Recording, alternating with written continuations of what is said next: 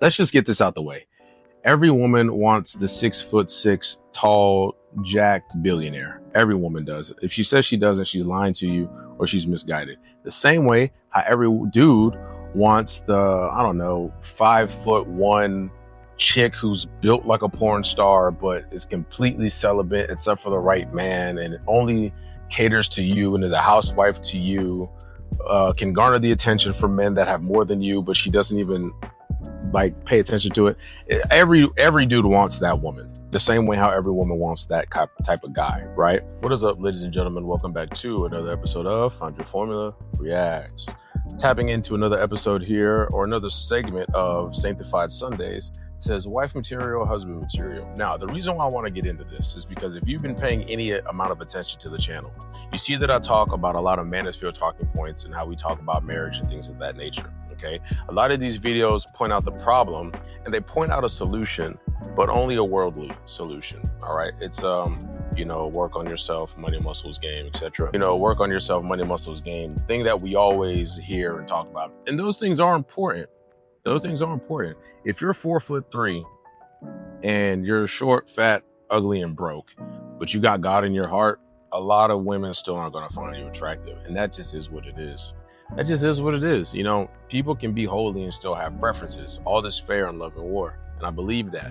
However, if you consult the good book, it gives you a very good guideline of what to look for in a wife, and for the women out there, what to look for in a husband. So I wanted to go over some of these things with you all on this channel here to kind of give you some hope. Not all women are harlots, you know what I'm saying? And not all men are F-boys. So let's get into it.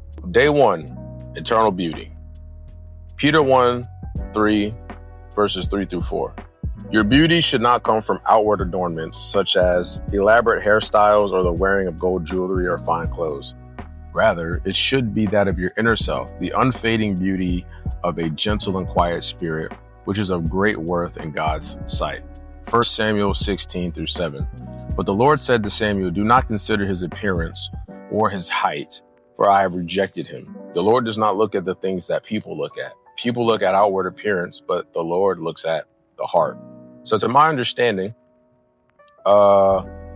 Samuel, and I could be wrong because I don't read the Bible as much as I should, but I believe Samuel was a king and he had a son, and Samuel was bringing all of his best looking sons to the Lord. Say, he looks like a king. He's tall. He's attractive. He's an 8, 9, or 10, just like how we talk about in some of our videos, right? He's a Chad, he's a Tyrone, whatever archetype of man you want to give him. And the Lord said, no, I've rejected him. I think that's what happens a lot of times with us. We want the pretty girl, we want the best good looking guy, right? And they're just not for you. God, that's just not the person that God has for you. And you're going to see that because you're going to keep chasing after the same type of person, and they're going to keep hurting you the same type of way. And you're going to be like, God, I don't understand why this keeps happening to me. Well, it's like, well, look, maybe because your husband's 5'9". All right. Maybe he's 5'3". Tough, right? You don't want to hear that. Maybe your wife has kids already. Right. Maybe your wife has kids already. That's tough because you're like, I don't want a chick that already got kids. Like, that's not, come on, God, look me up. Come on. Who knows? You know what I'm saying? Who knows? Let's press. Proverbs 31:30. Charm is deceptive and beauty is fleeting, but a woman who fears the Lord is to be praised. Now, I like this because what is charm, right? Charm is different for men and women. It's like the old saying goes, men fall in love with what they see and women fall in love with what they hear. That's why men lie and women wear makeup. That's charm. Oh, she's very charming. We have a thing. It's a psychological attribute called the halo effect. That if, the halo effect is amplified too if the person's attractive. But if that person does one good thing, then they're good. They're good. That one girl gives you a compliment, but she actually means it. It's like, hey, you're a good person and I respect you. She's in your check. Yep. I'm willing to bet half my house that she won't leave me. You know what I'm saying? So, charm is different. Charm is different for men and women. We receive charm differently, if you will. If you're not careful, dating can become very superficial. You don't introduce yourself to someone at your gym or church because they're not your type. You quickly swipe through dating app profiles and eliminate anyone who doesn't meet your physical criteria. This might save you some time in the short term, or it may work if you're only looking for a casual fling, aka a hookup. But if you're looking for someone to marry, it can lead to missing out on a great connection with people who might not be your usual type, but could be perfect for you, just like we said earlier, right? When it comes to finding someone who is wife material or husband material, outward appearance shouldn't be the primary focus. Of course, being attracted to your significant other is important, but who they are on the inside should matter the most. And attraction tends to grow when someone is truly beautiful or handsome at their core. Outward beauty fades. You're going to get old and wrinkly, and so is your spouse. They won't always look like they do today. So it's important to find their personality and internal characteristics just as attractive. Inner beauty is what makes someone husband or wife material, not their outward appearance. And inner beauty is someone's love and fear of the Lord. So with inner beauty, we kind of hear that and it sounds kind of cheesy, at least to me. It's like, oh, like they have a beautiful personality. They have a way of talking and treating people.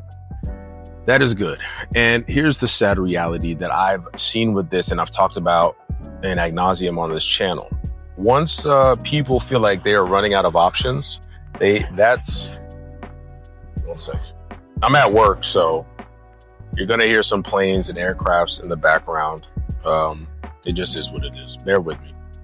But what ends up happening is people feel like they're running out of options. That's when they start to look internally.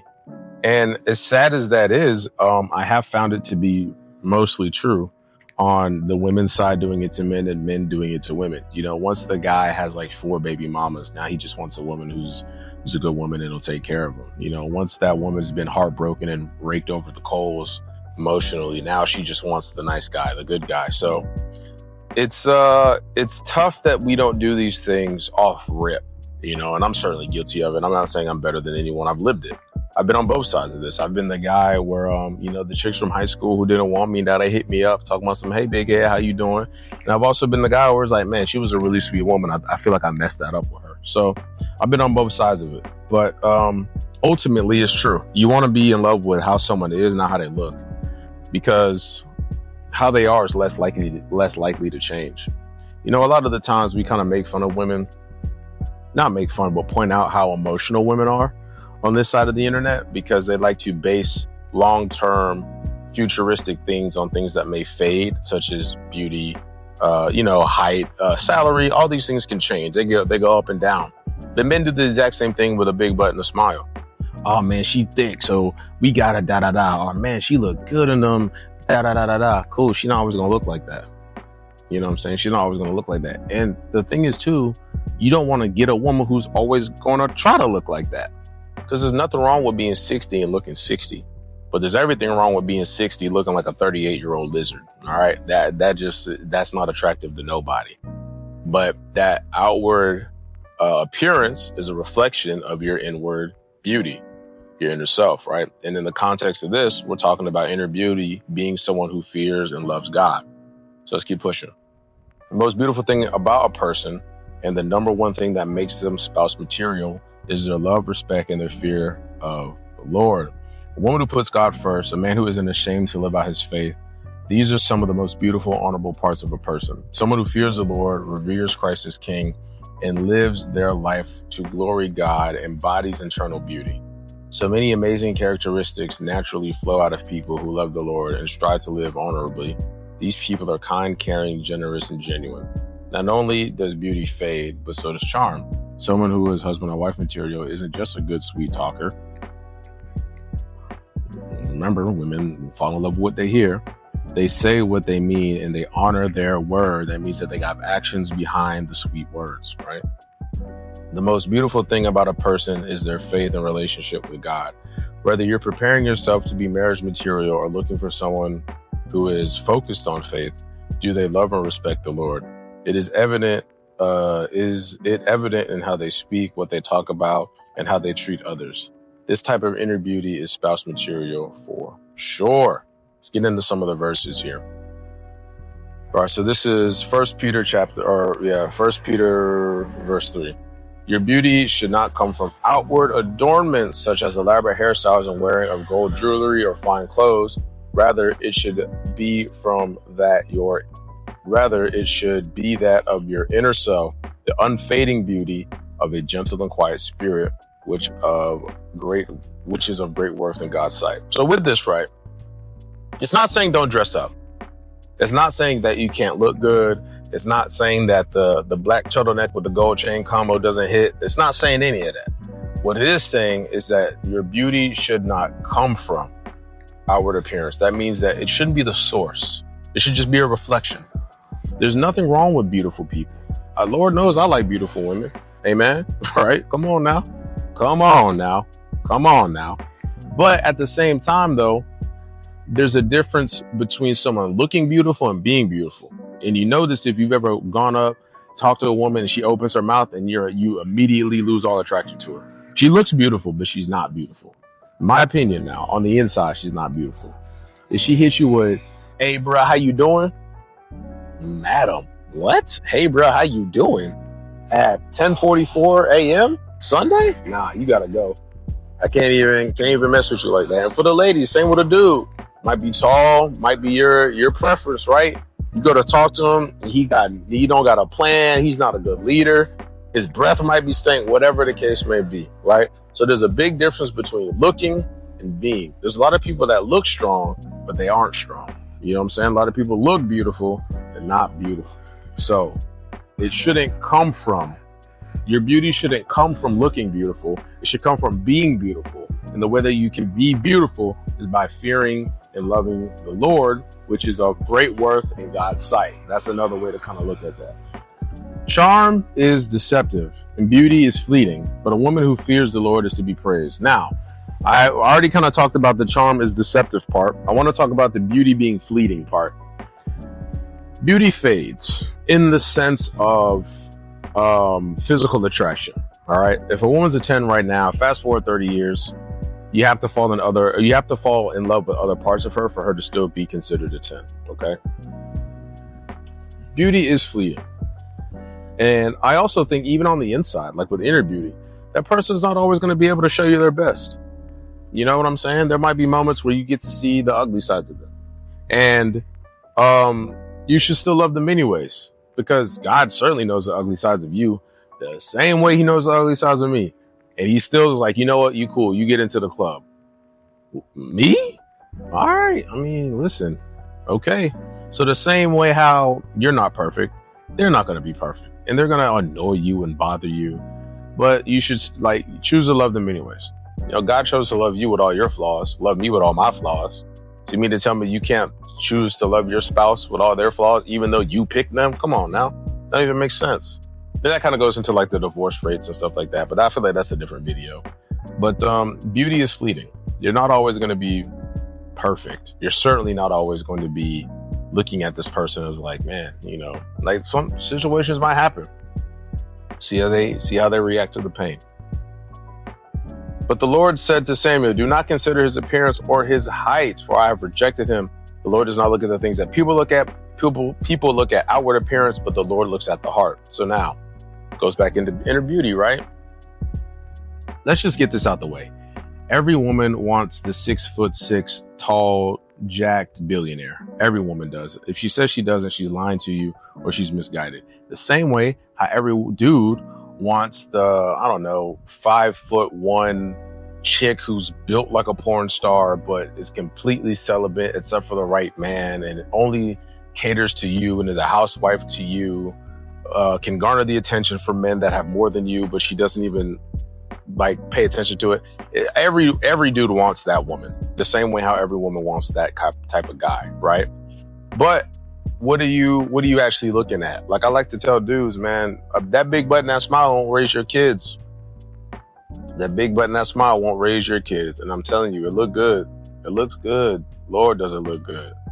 But again, if you go down that route, you decide to have a child with a woman outside of wedlock, you're not having God at the center of it.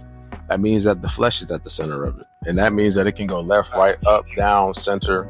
It can go every which way except the right way. You get what I'm saying? So It's tough, and I struggle with this myself. I struggle with this myself. I like women maybe a little bit too much sometimes. Doesn't look at that. God doesn't look at necessarily how you look. He looks at how you are, and how you are at your core is what your heart is talking about. So, and if we're supposed to be more Christ-like, we should be looking for the heart in people. But again, in dating, that's easy to do. That's easier to do in a friendship, harder to do in a relationship with somebody. So that's just kind of how that goes. I guess ultimately, in closing, being husband or wife material, it comes down to the condition of your heart. You know what I'm saying? What are you doing on the inside? What are you doing when nobody's looking? How do you handle stress? How do you handle, maybe your person not being their best? You know what I'm saying? While still working on your outward appearance, there's nothing wrong with getting jack tanned and juicy. You feel me? There's nothing wrong with that at all. You get what I'm saying? But what's the condition of your heart? The same way you work out your muscles, you got to work out your heart, got to work out your mind, got to work out your spirit. Because whatever front you're weak on, that's the front that the devil's going to try to attack you. You know what I'm saying? So you gotta do it all, man. You gotta surround yourself with other people that are also trying to do it all. It'll help you out tremendously. We're not meant to do this life thing alone, especially if we're all heirs of God's kingdom. Get around other heirs, see what they're talking about. Put yourself in those positions and environments to give and to help out. See what it is they do. You know what I mean? So that's all I got for this video. Before I let you guys go, let's bow our heads for prayer. Lord, thank you for allowing us another moment or instance to come to you with our questions, comments, concerns, and just being curious about things, Lord. Thank you for always watching over us, always having your hand over us, each and every one of us, Lord.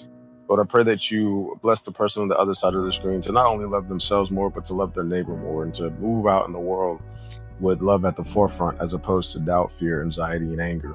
Lord, thank you for the devotion that we read today, talking about what to look for in a person that we're going to marry and be with long term, to have you at the center of the relationship, therefore, so our flesh doesn't take over. In your holy and righteous name, I do pray. Amen. Amen. Amen. All right, guys. Love y'all. Don't forget, the best way to help out the channel is to watch another one of the videos that you see popping up on the screen right now. I will catch you guys on the next one. Peace. And that's the word. What's up, brother? How you doing? Yeah, I'm shooting a YouTube video right now because I'm so bored. Nah, you good? Yeah, you want to be in it, bro? Nah, fair enough. What radio was that? I don't even know, man. I just grabbed it. I figured I need it out here since I'm gonna be out here. Grab my shit. I don't know where it's at. Where'd you have that at last? In the damn charger. Oh, okay, yeah. Nah, I just picked that one up early this morning. I think he dipped out. Yeah. All right.